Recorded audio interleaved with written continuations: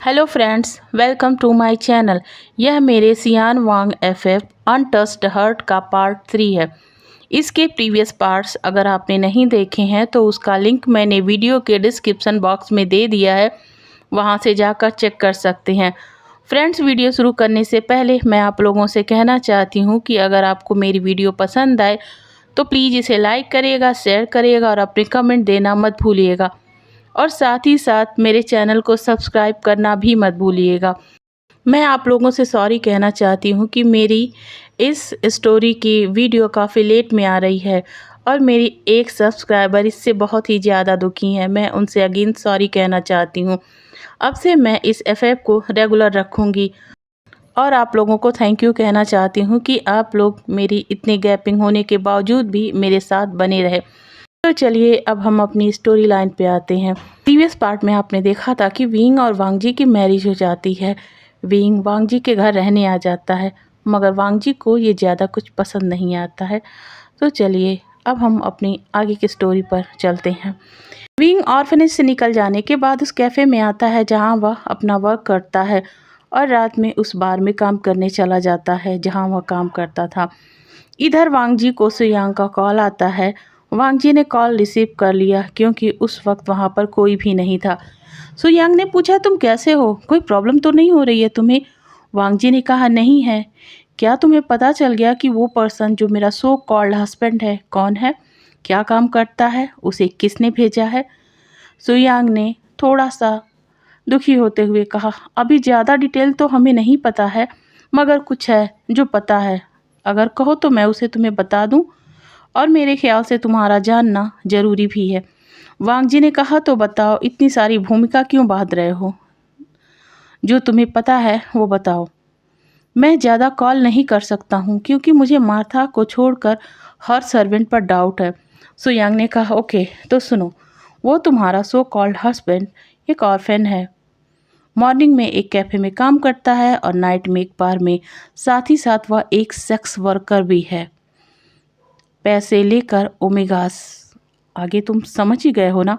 वांगजी ने अपने cold tone का यूज करते हुए कहा, शक्ल से तो वो थोड़ा शरीफ ही दिखता है, मगर वो इतना घटिया होगा मैंने तो सोचा ही नहीं था। सो यांग ने कहा, जो भी हो बी केयरफुल, बाकी की इन्फॉर्मेशन तुम्हें कुछ दिनों में मिली जाएगी। प्लीज़ अपना ख्याल रखना वांगजी। वांगजी कहता है, ओके मैं ख्याल रखूँगा। फिर वह अपना कॉल कट कर देता है और अपने मोबाइल को छिपा देता है। उसे बहुत ही बुरा लग रहा था कि वह उस पर्सन को अपने करीब बर्दाश्त कर रहा है, मगर वह उसे निकाल भी नहीं सकता है। तभी उसे कुछ सूझता है। वह सुयांग को मैसेज करता है और फिर अपना मोबाइल छिपा देता है। रात के 2 बजे थे। विंग अपने मेंशन में आता है, मगर मेंशन का डोर उसके लिए ओपन नहीं किया जाता है। विंग बहुत कोशिश करता है मगर डोर नहीं खुलता है। वह थक कर मेंशन के बाहर गार्डन में रखे एक बेंच पर सो जाता है। इधर मेंशन में मार्था वांगजी के रूम में आती है और वांगजी से कहती है, जैसा कि आपने कहा था मैंने डोर को ओपन नहीं किया। वो मेंशन के पीछे गार्डन में ही बेंच पर सो रहा है। वांगजी ने गुस्से भरी आवाज में कहा, वह अपनी असली जगह पर है, वही उसकी असली जगह है।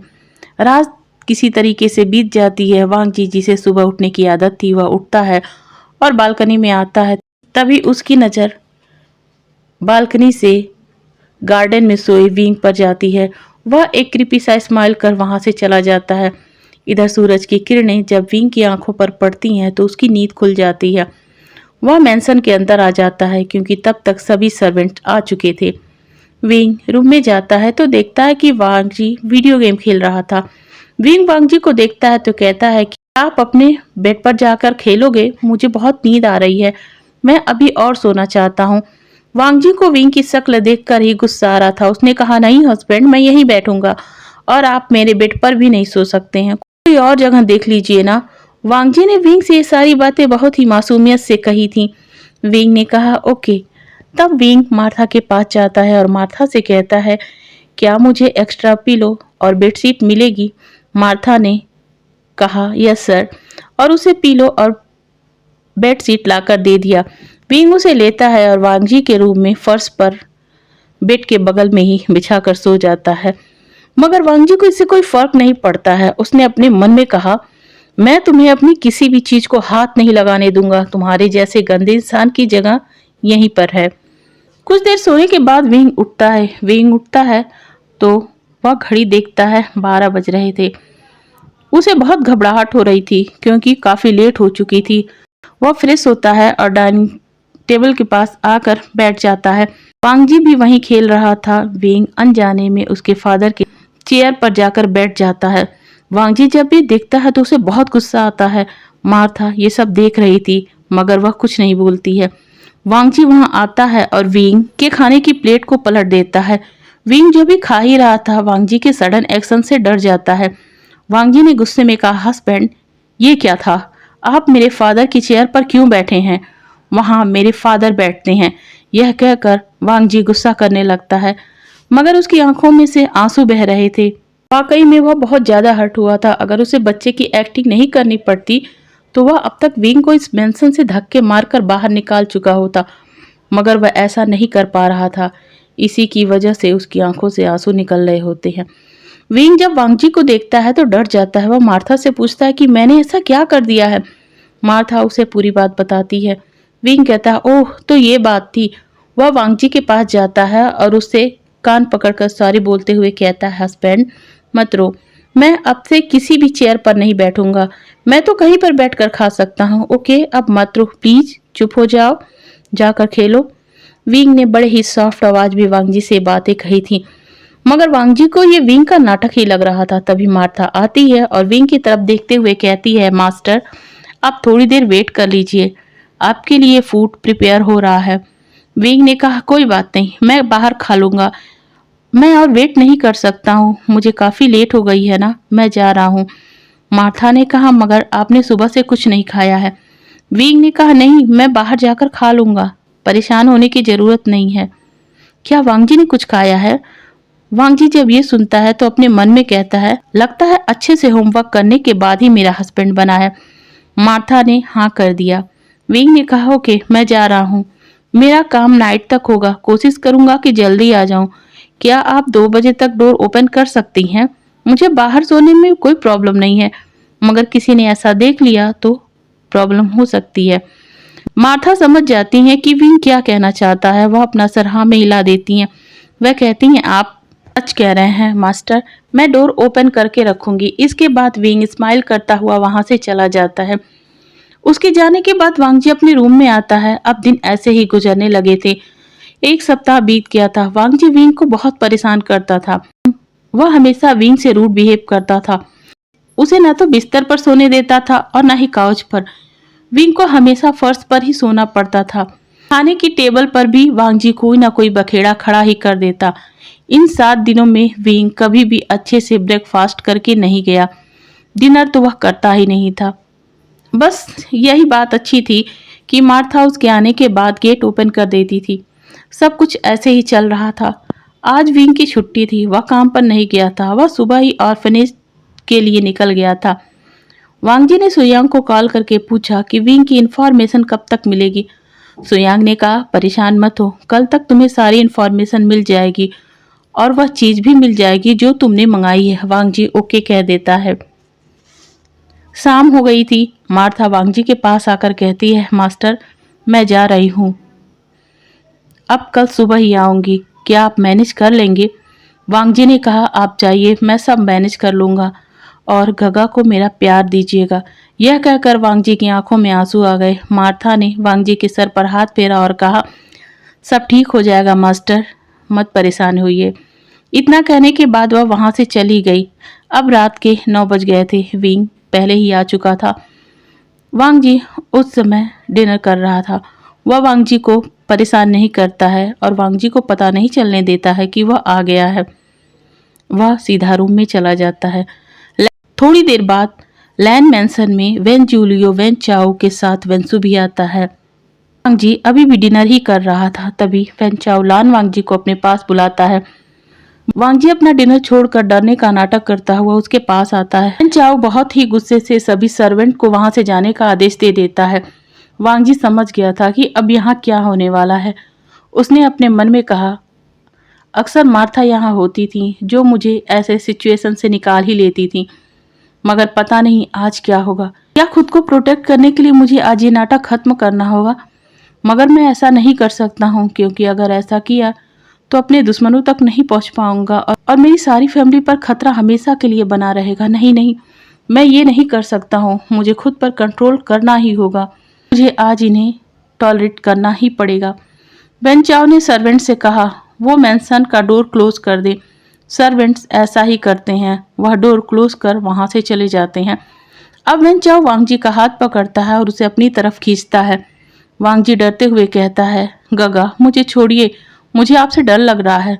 तभी वेन जूलियो उसके पास आता है और अपनी तरफ खींचते हुए कहता है, तो number 1 businessman Lan Wangji, the great हांगवन जुन और कोल्ड हार्टेड लान वांगजी डर रहे हैं। इतना कहकर वह वांगजी के गले को स्निफ करने लगता है। वांगजी थोड़ा फोर्स का यूज करके वेन जूलियो से छूटता है। तभी वेंसु उसे खींचता हुआ फर्श पर गिरा देता है और कहता है, लान वांगजी, तुम्हारी वजह से मेरे क्रश ने मुझ पर कभी भी ध्यान नहीं दिया। वह तुमको पसंद करता था। तभी वेन जूलियो जोर जोर से हंसने लगा। उसने वांगजी के बालों को कसकर खींचा। वांगजी को दर्द हो रहा था। उसने कहा, मेरे बालों को छोड़ो, दर्द हो रहा है मुझे। इस पर वेन जूलियो ने कहा, दर्द हो रहा है? उस समय मुझे भी दर्द हो रहा था लान वांगजी, जब तुमने मुझे सबके सामने थप्पड़ मारा था। मुझे भी दर्द हो रहा था। क्या कहा था तुमने? तुम मेरे जैसे अल्फा को कभी भी अपने करीब नहीं आने दोगे जो एक साथ कई अफेयर रखता हो। और देखो ना, तुम्हारा हस्बैंड कौन है? एक सेक्स वर्कर जो पैसों के लिए किसी भी ओमेगा का बिस्तर गर्म कर सकता है। क्या उसने तुम्हारे साथ वैसा कुछ नहीं किया है? तभी वेन चाओ वेन जूलियो का हाथ वांगजी के सर से हटाता है और वांगजी को काउच पर फेंकते हुए कहता है, किया हो या ना किया हो, उससे हमें कोई फर्क नहीं पड़ता है।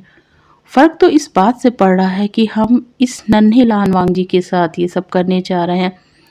काश कि इसकी जगह वह डेंजरस लान वांगजी होता तो ज़्यादा मज़ा आता। यह कहकर वह वांगजी के ऊपर झुकने लगता है। वांगजी अपने मन में सोच रहा था कि आज मैं इस वेन चाओ और वेन जूलियो को मार ही डालूंगा अगर ये मेरे ज़्यादा करीब आएंगे।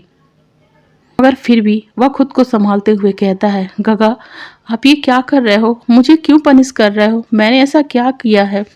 यह कहते हुए वह वेन चाओ की तरफ और वेन जूलियो की तरफ देखने लगता है। तभी वेन चाओ कहता है, प्यारे वांगजी, ये पनिशमेंट तुम्हें अच्छी लगने लगेगी। चलो अब अपनी पनिशमेंट लेने के लिए तैयार हो जाओ। यह कहता हुआ वह वांगजी के ऊपर झुकने लगता है। वांगजी ने अपनी आंखें बंद कर अपनी मुट्ठियां कस ली थी। वह वेन चाओ पर वार करने ही वाला था कि एक झटके से वेन चाओ जमीन पर गिर पड़ा था और वहां विंग खड़ा था। विंग जो काफी देर से ये सारा तमाशा देख रहा था, उसे बर्दाश्त नहीं हुआ और वह वांगजी को बचाने के लिए आ गया। वेन चाओ के जमीन पर गिरने की आवाज से वांगजी ने अपनी आंखें खोल दी थी। उसने देखा कि विंग और उसके वेंस ब्रदर बीच में है। उसने देखा कि विंग उसके और वेंस ब्रदर्स के बीच में है। वह उठकर बैठ गया। विंग ने गुस्से से कहा, तुम ये सब क्या कर रहे हो उसके साथ? तुम्हारी हिम्मत भी कैसे हुई किसी ओमेगा के साथ ऐसी हरकत करते हुए? वेन चाओ हंसा और कहा, क्या तुम्हें याद नहीं है कि मेरे फादर ने तुमसे क्या कहा था? तुम्हारी शादी भी उन्होंने ही कराई थी। विंग ने कहा, कोई एहसान नहीं किया था, बस मेरी मजबूरियों का फायदा उठाया था। इस पर वेन जूलियो हंसा और कहने लगा, तो तुम्हें क्या लगता है लान वांगजी से मैरिज करने के बाद तुम्हारी मजबूरियां नहीं रहेंगी? विंग का गुस्सा बढ़ता ही जा रहा था। उसने कहा, तुम लोग यहाँ से जाओ वरना तुम्हें बहुत पछताना पड़ेगा। वेन चाओ ने कहा, भूलो मत, तुम्हारी जगह हमारे पैरों के नीचे है। विंग हंसता है और कहता है, हो सकता है मेरी जगह तुम्हारे पैरों के नीचे हो, मेरी जगह तुम्हारे पैरों के नीचे हो, मगर मेरे हस्बैंड की जगह तुम्हारे ऊपर है। हस्बैंड, तुम्हारे मुंह से ये सब फनी लगता है विंग। वेन जूलियो हंसने लगा और कहा, क्या तुम भूल गए हो तुम कौन हो और तुम्हारी जगह कहाँ है? तुम बस एक बेड वार्मर हो कुछ पैसों के लिए। हस्बैंड तो हमारी वजह से बने हो। तो चलो अब हटो यहाँ से और जो तुम्हारे अंदर का हस्बैंड जग गया है उसे सुला दो और हम जो करने वाले हैं हमें करने दो। यह कहते हुए वेन चाओ वांगजी के करीब जाता है और उसका हाथ पकड़ने ही वाला था कि तभी विंग ने वेन चाओ का हाथ मोड़कर उसे जमीन पर पटक दिया। वह उसे खूब मारता है। वेन जूलियो जब उसे बचाने के लिए आता है तो वह भी उसका शिकार बन जाता है। वह उसका भी वही हाल करता है। विंग दोनों को अधमरा कर देता है। वांग जी तो विंग का ये रौद्र रूप देखकर हैरान ही हो गया था। अब विंग वेंसू की तरफ बढ़ता है और वांग जी को हटाकर उसे काउच पर धक्का दे देता है। उसके ऊपर झुकने लगता है। वेन चाओ, वेन जूलियो, वांग जी तीनों डर गए थे विंग की ये हरकत देखकर। वेन चाओ ने चिल्लाकर कहा, उसे छोड़ दो। वह उठने की कोशिश करता है मगर वह उठ नहीं पा रहा था। वेन जूलियो की हालत भी वही थी। वह भी विंग से वेंसू को छोड़ने के लिए कह रहा था। वांग जी को समझ ही नहीं आ रहा था कि वो क्या करे। अगर वह विंग को समझाता है तो उसके राज खुलने का डर था। यही सोचकर वह रुक जाता है और अपने मन में कहता है, ऐसा कुछ भी मत करो विंग, प्लीज। विंग किसी की बातों पर ध्यान नहीं देता है और वेंसू की गर्दन पकड़कर कहता है, अपने पर आई तो तुम्हारी हालत खराब हो गई। और वांग जी जो मानसिक रूप से 7 साल का बच्चा है उसके बारे में जरा सा भी नहीं सोचा। अगर दोबारा उसके आसपास आए भी ना तो मैं क्या करूँगा जानते हो ना। और मुझे इस बात का रिग्रेट भी नहीं होगा क्योंकि यही मेरा काम है। इतना कहने के बाद ही वह वेंसू के ऊपर से हट जाता है। बाद वह वेन चाओ और वेन जूलियो को उठाते हुए अपने दोनों हाथों में दोनों की गर्दन पकड़ता है और कहता है, मैं मजबूर उनके लिए हुआ था जिनसे मेरा कोई रिश्ता नहीं था। बस मैंने उनसे अपना रिश्ता माना था। और यहाँ पर तो बात मेरे हस्बैंड की हो रही है जिससे मेरा रिश्ता है। और ये रिश्ता जब तक है ना उसके साथ उसकी डिग्निटी से कोई खिलवाड़ कर ही नहीं सकता है। मैं भले ही पैसों के लिए किसी के भी ऊपर जा सकता हूँ मगर तुम लोगों से बेहतर हूँ जो किसी ओमेगा की रिस्पेक्ट नहीं करते हैं और ना ही उनकी डिग्निटी का ख्याल रखते हैं। और याद रखना दोबारा मेरे हस्बैंड के करीब भी मत आना, नहीं तो मैं तुम्हें जिंदा नहीं छोड़ूंगा। यह कहते हुए वह उन दोनों को मेंशन के बाहर फेंक देता है। उनके पीछे पीछे वेंसू भी डरा सहमा चला गया था। उन्हें मेंशन के बाहर छोड़ने के बाद विंग बाहर आता है। इधर वांग जी शॉक था विंग का ये रूप देखकर और ये जानकर कि विंग को मैरिज के लिए फोर्स किया गया था।